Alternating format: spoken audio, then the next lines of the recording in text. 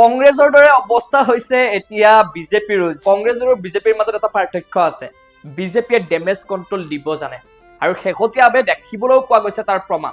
অতুল বৰাই দিছপুৰ বিধানসভাৰ পৰা মীৰাবৰ ঠাকুৰক আৰু সহায় নকৰে। ৪৮ ঘণ্টাৰ পাছত ইৰাণত ভয়ংকৰ আক্ৰমণ হ'ব পাৰে। যি বিজেপিক সাংগঠনিকভাৱে শক্তিশালী ডিচিপ্লিন বুলি কোৱা হয়, সেই বিজেপিত এতিয়া ইজনৰ পিছত সিজনে পদত্যাগ কৰিব ধৰিছে। কিন্তু বিষয় এটাই, কাৰণ এটাই, টিকট টিকট আৰু টিকট।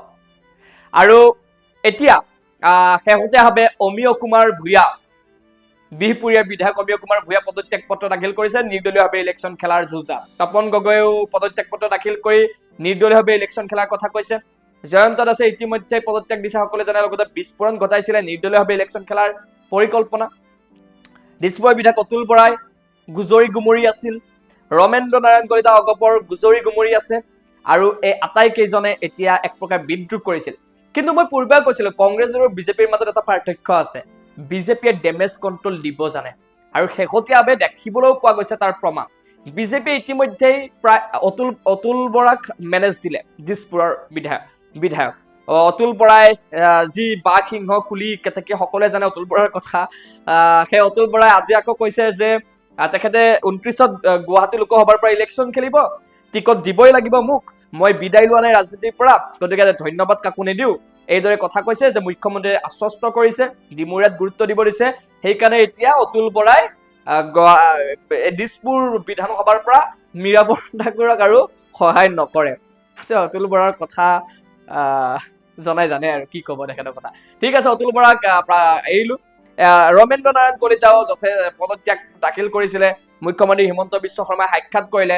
তাৰ পাছতে লাহে লাহে হয়তো ৰমেন্দ্ৰ নাৰায়ণ কলিতাৰ কথা সলনি হ'ব, বা মই এই ভিডিঅ' পাব্লিছ কৰালৈকে হয়তো তেওঁৰ কিবা নতুন আপডেট আহিছে, যিটো মই আপোনালোকক পৰৱৰ্তী সময়ত জনাম।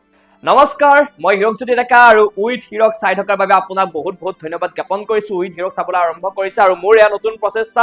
দিনটোৰ আটাইতকৈ ডাঙৰ কেইটামান খবৰ বা আটাইকেইটা ডাঙৰ খবৰক অতি সংক্ষেপে অতিৰঞ্জিত নকৰাকৈ আপোনালোকৰ মাজলৈ লৈ অহাৰ প্ৰচেষ্টা। ইতিমধ্যে প্ৰথম খণ্ডটোত আপোনালোকে বহুত বহুত মৰম দিছে, তাৰ বাবে বহুত বহুত ধন্যবাদ।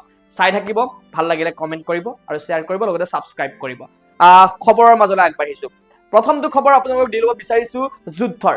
আমেৰিকা, ইজৰাইল আৰু ইৰাণৰ যুদ্ধ সমাপ্তিৰ দিশে অহা নাই এতিয়াও, কিন্তু তাৰ মাজতে এটা অত্যন্ত ডাঙৰ খবৰ, যিটো সময়ত সমগ্ৰ দেশতে ইতিমধ্যে মূল্য বৃদ্ধি হৈছে, তেলৰ মূল্য বৃদ্ধি হৈছে, গেছৰ মূল্য বৃদ্ধি হৈছে, সকলো ক্ষেত্ৰতে প্ৰভাৱ পৰিছে, আনকি অসমতো প্ৰভাৱ পৰিছে। সেই সময়তে কিন্তু এইবাৰ আমেৰিকাৰ হুংকাৰ ইৰাণক ৪৮ ঘণ্টাৰ সময়সীমা বান্ধি দিছে। ষ্ট্ৰেইট অফ হৰমুজ খুলি দিয়ক, অন্যথা ভয়ংকৰ পৰিণতিৰ বাবে সাজু থাকক। ৪৮ ঘণ্টাৰ ভিতৰত ইৰাণে ষ্ট্ৰেইট অফ হৰমুজ খুলি নিদিলে ইৰাণৰ পাৱাৰ প্লেণ্ট সম্পূৰ্ণৰূপে ধ্বংস কৰি দিব আমেৰিকাই এই হুংকাৰ দিছে। এতিয়া আগন্তুক ৪৮ ঘণ্টা সময় আপুনি অনুভৱ কৰিব নোৱাৰিব পাৰে অসমত থাকি বা গুৱাহাটীত থাকি যে কি হ'ব পাৰে, কিন্তু সমগ্ৰ বিশ্বই বুজি পাইছে ভয়ংকৰ দিশে গতি কৰিছে, কিয়নো যিকোনো মুহূৰ্তত যিকোনো ঘটনা, ডাঙৰ ঘটনা সংঘটিত হৈ যাব পাৰে, আৰু তাৰ পৰিণতি, তাৰ ফল কিন্তু আপুনি, মই বা সমগ্ৰ বিশ্বই পৰিশোধ কৰিবলগীয়া হ'ব পাৰে। ডাঙৰ খবৰ। আগবাঢ়িছো পৰৱৰ্তী খবৰলৈ। এতিয়া আহিছো ৰাজ্যৰ ৰাজনীতিৰ গৰম বতাহ বলি আছে। ৰাজ্যৰ ৰাজনীতিৰ খবৰে এইকেইটা দিনত শীৰ্ষস্থানত থাকিব। শ্বেৰমান আলীৰ কথা সকলোৱে জানে, কংগ্ৰেছত থাকি নিলম্বিত হৈছিলে। তাৰ পাছতেই শ্বেৰমান গ'ল অখিলৰ দললৈ। অখিলে খানা পিটিকা কৰি শ্বেৰমানক ক'লে ভাই ভাই, শ্বেৰমানক টিকটো দি দিলে মন দিয়াৰ, কিন্তু পৰৱৰ্তী সময়ত শ্বেৰমানৰ টিকট কটা গ'ল ৰাইজৰ দল আৰু কংগ্ৰেছৰ মিত্ৰতাৰ বাবে। মানে বিৰোধী মিত্ৰতাটো আপুনি হাঁহিবই নে কান্দিবই। প্ৰথমতে মাৰ্ঘেৰিটা সমষ্টি, মানে প্ৰদ্যুৎ বৰদলৈৰ বাবে মাৰ্ঘেৰিটা সমষ্টিক লৈ কংগ্ৰেছ ৰাইজৰ দলৰ অংক মিলি অহা নাছিল। প্ৰদ্যুৎ বৰদলৈ গ'ল, কংগ্ৰেছ নিৰুপায় হ'ল।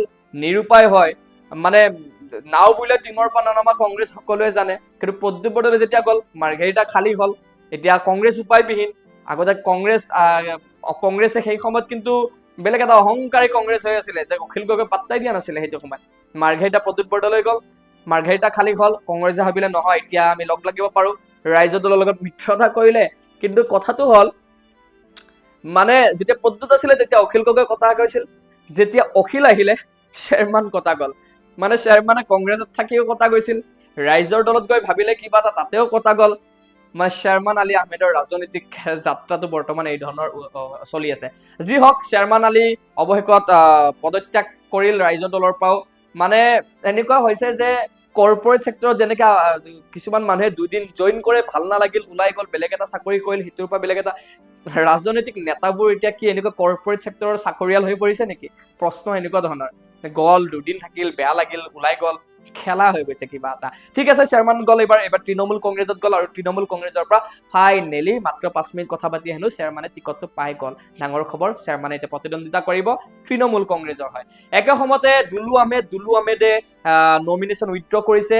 দুলু আহমেদে উইথড্ৰ কৰাৰ পাছত এতিয়া দুলু আহমেদৰ পত্নীক টিকট দিছে তৃণমূল কংগ্ৰেছে। লগতে মুখ্যমন্ত্ৰীৰ ডাঙৰ ঘোষণা যে ৰাজ্যত উচ্ছেদ চলিবই, ন' কম্প্ৰমাইজ। ভোটৰ স্বাৰ্থত ভোট কথা যাব বুলিয়ে মুখ্যমন্ত্ৰীয়ে মিছা কথা নকয় বা কোৱা নাই। মুখ্যমন্ত্ৰীয়ে স্পষ্ট কৰি দিছে ঈদৰ দিনাই যে নিৰ্বাচন শেষ হোৱাৰ পিছতে পুনৰ ধাৰাবাহিক উচ্ছেদ চলিব ৰাজ্য। লাগিলে অবৈধ অনুপ্ৰৱেশকাৰীৰ ভোটেই নালাগে মুখ্যমন্ত্ৰীক, কিন্তু উচ্ছেদত ন' কম্প্ৰমাইজ।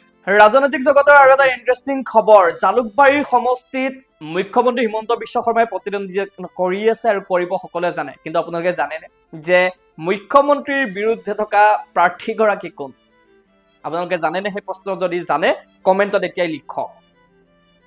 আৰু যদি নাজানে মই আপোনালোকক কৈ দিছো, কংগ্ৰেছৰ জালুকবাৰী সমষ্টিৰ কংগ্ৰেছ মিত্ৰজোঁটৰ প্ৰাৰ্থী হৈছে বিদিশা নেওগ। আৰু বিদিশা নেওগে মুখ্যমন্ত্ৰী হিমন্ত বিশ্ব শৰ্মাৰ বিৰুদ্ধে প্ৰতিদ্বন্দ্বিতা কৰিব। বিদিশা নেওগ যথেষ্ট আত্মবিশ্বাসী যে তেওঁক মানুহে ভোট দিব, কিয়নো তেওঁ দুৰ্নীতিৰ বিৰুদ্ধে যুঁজ দিব, এইদৰে বিদিশা নেওগে জানিব দিয়ে। কিন্তু এইখিনি আৰু এটা ফেক্ট আপোনালোকক জনাই থওঁ, জয়ন্ত দাসে ইতিমধ্যে আপোনালোকে জানে যে বিদ্ৰোহ কৰিছে, প্ৰাৰ্থিত্ব প্ৰত্যাশী আছিল, টিকট নাপালে, তাৰপিছত পদত্যাগ কৰিলে, নিৰ্দলীয়ভাৱে ইলেকশ্যন খেলিব। কিন্তু এইগৰাকী জয়ন্ত দাসৰ এটা ইণ্টাৰেষ্টিং কথা আছে।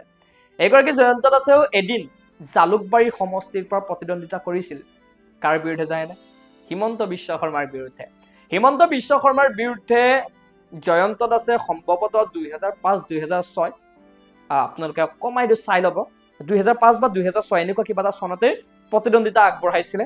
আৰু সেই সময়ত আপোনালোকে কওকচোন, জয়ন্ত দাস আৰু হিমন্ত বিশ্ব শৰ্মাৰ মাজত কিমান ভোটৰ ব্যৱধান ৰৈ গৈছিল? কমেণ্টত লিখক। নাজানে যদি সেইটো ময়ে কৈ দিছো। হিমন্ত বিশ্ব শৰ্মাই পাইছিল 76,939 ভোট আৰু জয়ন্ত দাসে পাইছিল 5,632 ভোট। লগতে জয়ন্ত দাসে আৰু এটা কথা কৈ দিছো, তেখেতে 1990 চনৰ পৰা বিজেপি কৰি আছে, কিন্তু তেখেতে 2013 চনত এজিপিত যোগদান কৰিছিল বিজেপি এৰি, আৰু 2013 চনত সৰ্বানন্দ সোণোৱালে যোগদান কৰিছিল বিজেপিত। তাৰ পাছত জয়ন্ত দাসে কিন্তু 2013 পৰা 2016লৈ 3 বছৰ অগপতে আছিল, আৰু তাৰ পাছত পুনৰ বিজেপিলৈ ঘূৰি আহিছিল 2016 চনত, মানে ইলেকশ্যনৰ নিৰ্বাচনৰ ঠিক আগে আগে ঘূৰি আহিছিল জয়ন্ত দাস। আৰু তাৰ পূৰ্বে মানে 1 বছৰ পূৰ্বে হিমন্ত বিশ্ব শৰ্মাই বিজেপিত যোগদান কৰিছিল। গতিকে এয়া আছিল জয়ন্ত দাসৰ এটা ইণ্টাৰেষ্টিং কথা, ইতিহাস, আৰু সেই ইতিহাস পুনৰ এবাৰ সোঁৱৰাই দিলো।